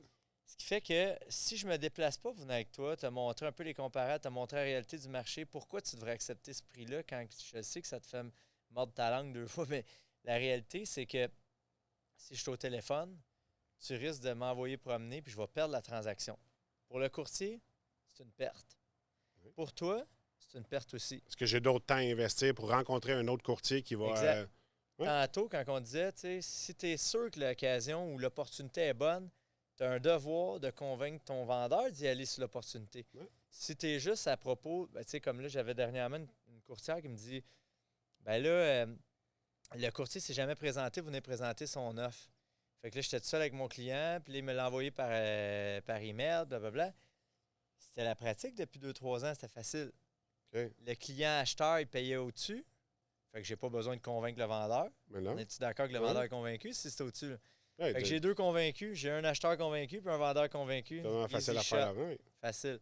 Là, Là, tu penses que tu es bon courtier, mais finalement, ouais. Puis ce qui est étrange, c'est que ça n'a pas viré juste d'un bord, ça a viré des 2 bords. Là, j'ai un acheteur qui a peur, puis j'ai un vendeur qui n'est pas convaincu.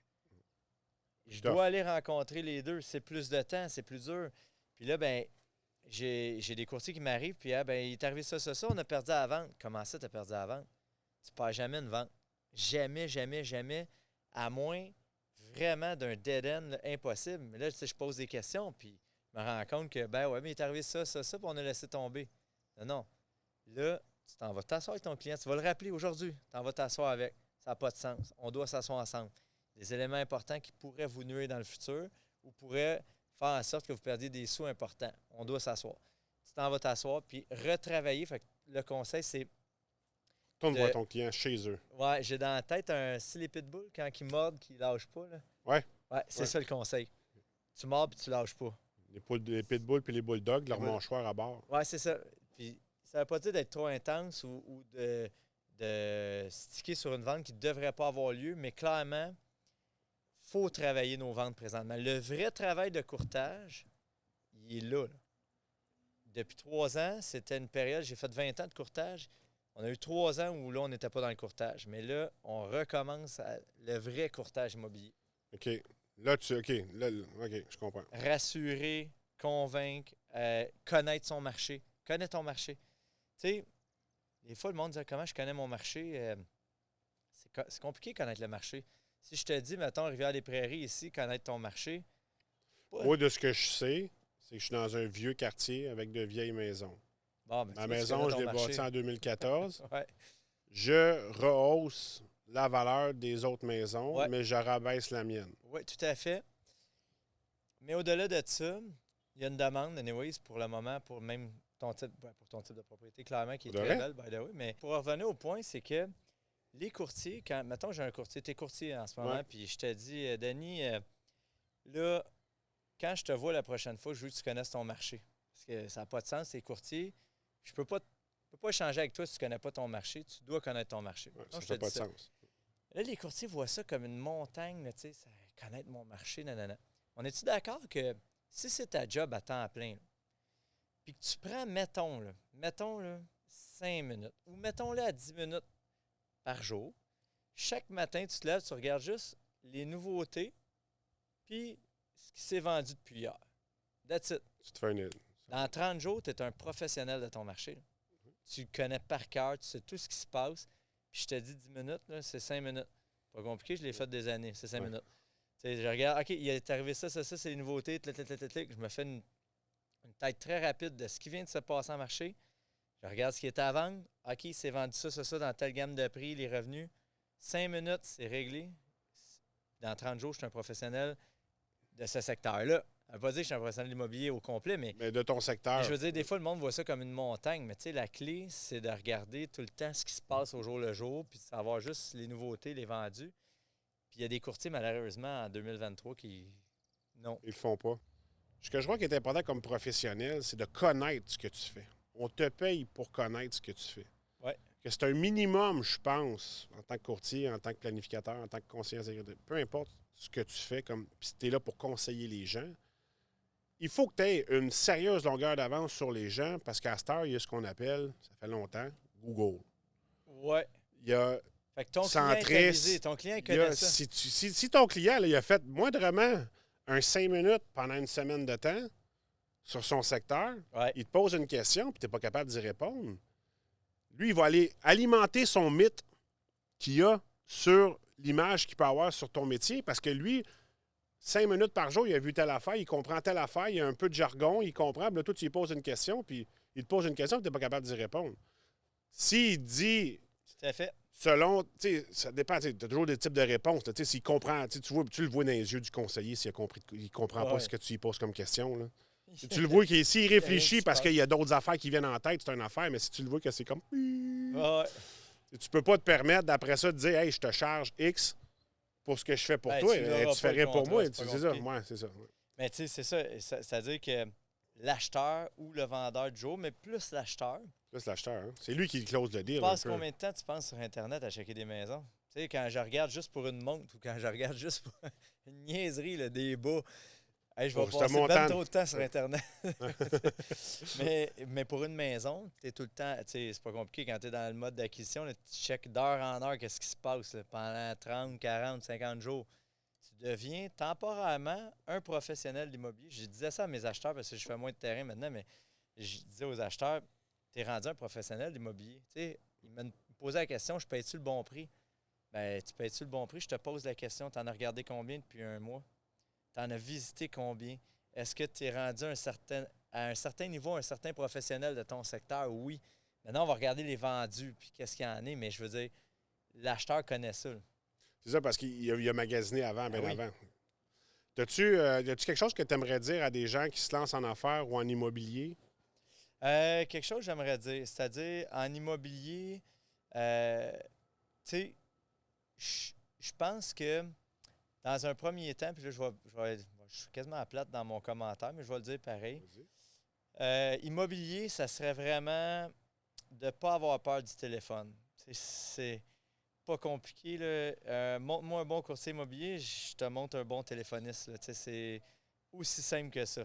Même après 20 ans, Même après 20 ans. ça reste le téléphone? On a fait à un moment donné, ben je dis on, c'est pas vrai. J'ai mon coach qui me parlait dernièrement, ils ont fait des moyennes des top producers en immobilier de combien de temps ils passent sur leur selle par semaine. Combien tu dirais en heure? Tu parles de prospection ou de répondre à tes clients? En heure totale, au téléphone. Je suis au téléphone. Ouais, moi, je suis obligé de te dire minimum 30 heures par semaine. Oui, c'est 30 heures par semaine. Puis en prospection, c'est 12 heures à peu près. OK. Mais la nuance, parce que j'ai beaucoup de monde qui sont arrivés dans le courtage, qui m'ont dit j'ai été vendeur chez Belge, j'étais habitué avec la téléphonie, j'ai fait ça. Puis qui se sont plantés pareil parce que c'est. Income call. C'est toi qui dois générer, puis la perception du courtier n'est pas bonne du tout. Là. On ne se cachera pas, c'est pas un métier qui est bien perçu. Fait que, à un moment donné, c'est que jour 1, je parle à 30 personnes, puis je me fais raccrocher à la ligne 25 fois, puis traiter de crosseur 10 fois, puis Pas évident de te dire, je m'en vais me faire traiter de crosseur à longueur de journée. OK, le jour 2, je m'en vais là-dedans. Je m'en vais là-dedans jour 2. Mais là, à un moment donné, après 1 mois, 2 mois, 3 mois, ça use, tu sais. Ouais. Fait que ça prend une bonne résilience là-dessus. Ça prend aussi beaucoup de discipline à se pratiquer. Tu sais, c'est pas vrai que tu vas m'appeler random de même, tu vas me closer. Ça te prend de la pratique. Tu as besoin de savoir quoi répondre. Tu as besoin de savoir, tu sais, le client m'est arrivé avec ça. Puis là, j'ai répondu. Puis je me le fais dire souvent, tu sais, j'ai dit que j'avais tel modèle d'affaires, mais c'est pas à propos de toi, c'est à propos de lui. 2, 4 autres courtiers qui ont passé à dire ça. Trouve ton angle à toi pour pouvoir justement avancer dans l'appel. Fait que c'est beaucoup une question d'appel. Bizarrement parlant, la job d'immobilier, c'est des appels. OK. Même en 2023, ça reste, c'est des Surtout. appels. Salut, comment ça va? Je suis dans ton quartier. Okay. Absolument. Je n'aurais pas le pitch, là, mais je sais pas. Mais... Alors, je vais, dans le fond, ta question est très bonne parce que je pourrais te répondre platement et dire absolument, c'est encore des appels, puis ça serait terminé là. Mais je vais te poser une question ouverte. Oui. Pourquoi tu penses que c'est encore ça en 2023? C'est pour le contact direct avec la personne. Oui, mais je pourrais te dire, mettons, OK, mais là, je ne trouve pas les numéros, ils ont tous des cellulaires en 2023. Pourquoi j'appelle chez du monde encore en 2023? Écoute, je te dirais... Non, mais écoute, c'est parce que j'ai plein d'affaires qui me passent en tête, parce que moi, je m'étais fait ramasser par quelqu'un dans une compagnie. Je voulais avoir de l'aide pour mon modèle d'affaires. J'avais expliqué, moi, j'avais un centre d'appel. Oui. On appelait du monde pour dire hey, on peut venir vous faire sauver de l'argent sur votre assurance hypothécaire. Parce que, by the way, c'est plus payant. C'est mieux pour le client d'avoir une assurance hypothécaire avec un conseiller qu'à la banque. Là. Peu importe. Ouais. Je faisais une petite blague. Ouais. Puis la fille nous avait regardé, puis écoute, j'étais avec le VP là, de la compagnie. Puis elle me dit là, dans le fond, tu m'expliques que ton modèle d'affaires, c'est d'appeler des gens sur leur téléphone à la maison. Ouais. que plus personne répond parce qu'ils savent que c'est de la sollicitation, puis que de moins en moins de monde ont de ligne dure, la ligne à fil. Là, puis toi, tu me demandes de t'aider là-dedans. Ouais, ça marche. Puis là, j'avais les chiffres qui prouvaient. Tu sais, ça, le nom. Ça fonctionne. Fait que là, toi, puis là, elle est partie. Bon, on s'est regardé. Oui, quoi qu'elle parle, elle? Non, elle n'a pas vu les chiffres, tu sais. Mais c'est ça qui me pop en tête. Mais elle avait comme raison pour mon métier. Fait qu'elle a raison dans le sens où le mais modèle là, va où est-ce que changer. tu trouves le cell? Le modèle va changer. Où est-ce que tu trouves le cellulaire? Parce qu'il faut que tu parles avec le client. Anyway. Il faut que tu y parles au téléphone. Exact. C'est-à-dire que le défi, c'est de trouver les numéros. Ouais. On a des systèmes comme Télélisting qui vont nous donner plusieurs numéros, puis c'est souvent des numéros à la maison. Mais le courtier... Il n'existe quasiment plus. Le monde non plus. Et moi, ça fait 2006, j'ai un cellulaire. J'ai plus jamais eu de ligne. Puis ça fait longtemps, là. Ça va faire 20 ans. Dans un premier temps, puis je vais le décortiquer, en fait. C'est-à-dire que si on parle de clientèle, puis je vais y aller, je vais garder le bonbon pour la fin, c'est-à-dire que les du proprio, par exemple, c'est des gens qui ont payé 2000 $ pour un service. 1600 à 2000 $. Es-tu d'accord que dans ton environnement ou tes amis, il n'y a pas grand monde qui paye 2000 $, à moins d'être très motivé à un service? Oui. Je suis très motivé, je veux vendre. Ouais. Fait que lui, il faut que tu l'appelles. Ouais. Si tu ne l'appelles pas, ben, quelque part, il ne sait pas que tu existes, etc. Ouais. Ensuite de ça, ton réseau à toi. Mon réseau, ça a été les plus grandes leçons de ma vie, c'est-à-dire que c'est le tu les plus dur appelles à pas travailler parce avec. que ils savent que je suis courtier, ils vont m'appeler. Puis là, tu arrives au centre d'achat puis tu apprends qu'un de tes chums a acheté puis il a vendu puis ça parce qu'il n'a pas pensé à toi. Mais lui, dans sa vie de tous les jours, là, il était avec sa femme, il regardait, hey, on a vu une maison, on a appelé. Il n'a pas pensé sur le coup, puis c'est correct. C'est moi qui n'ai pas fait ma job. Ouais. Téléphone encore. Mais si on parle des maisons, comme tu me parles, mettons, j'appelle ces gens-là, des gens que je ne connais pas, pour leur vendre, bien, la question à se poser, c'est qui ma clientèle acheteur? Ma clientèle acheteur, c'est des 25 à 40 ans, 45 ans. Ma clientèle vendeur, c'est qui? 55 Et ans. voilà. Ils ont quoi, eux autres? Des lignes dures. Absolument. Puis ils ont quoi aussi? De l'argent. Oui, yes, sir. Ils ont de l'argent. Puis ils ont quoi aussi? Forte probabilité de vendre. Ah, clairement, ils ont les trois. Là. Ils ont de l'argent. Ils sont absolument des vendeurs dans les prochaines années. Ouais. Puis c'est quoi le troisième? Non? Ils ont du cash, ils ont du Puis temps. ils ont des lignes maison. C'est des lignes maison parce que tu peux les appeler. Non, c'est vrai. Donc, je reprends tout l'exemple que j'ai dit, je retire parce que ta clientèle que tu recherches, c'est des gens qui ont encore des lignes dures. Si je te pose la question, tu n'es pas courtier, demain matin, tu deviens courtier, est-ce que si tu as le choix, tu veux une clientèle de 25 ans ou tu veux cette clientèle-là? La clientèle qui vend. Oui, en partant. absolument. Oui, C'est ça. C'est moi qui ai la maison à vendre. Tu as beau vouloir acheter, mais c'est moi qui détiens celle qu'il faut que tu vendes. Ouais. C'est juste, dans le fond, du gros bon sens. Mais, tu sais, les courtiers arrivent, puis moi, les appels, on est rendu sur TikTok puis sur Instagram, puis c'est parfait. Je ne suis pas anti-technologie, loin de là. Je pense qu'il faut le faire, mais c'est pas un ou l'autre, c'est un et l'autre. C'est-à-dire que oui, soit sur TikTok, sur Instagram, mais tes appels, tu dois les faire. Merci pour ton conseil. Puis François, merci vraiment beaucoup de ton temps et de ton partage. Merci d'avoir assisté. Puis, merci de l'invitation. Ça se passe le fun. On se recroise au gym. Yes, sir. Salut.